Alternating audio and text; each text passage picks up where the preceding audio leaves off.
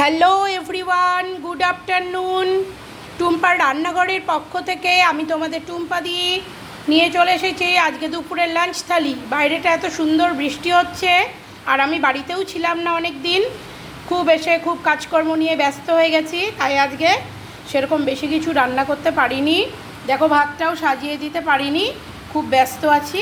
ভাত, কাঁচা পেঁয়াজ, এরকম মাংস, মুরগির মাংস, আর এটা আমার জন্য সবজি দিয়ে সবুজ মুগ ডাল সেদ্ধ। কালকে আমি একটা ছবি পোস্ট করেছিলাম, একটা ফ্রেন্ড আমাকে ওখানে কমেন্ট করেছে, শ্বেতাজি আব বহুত মোটি হো গয়ে হো জি।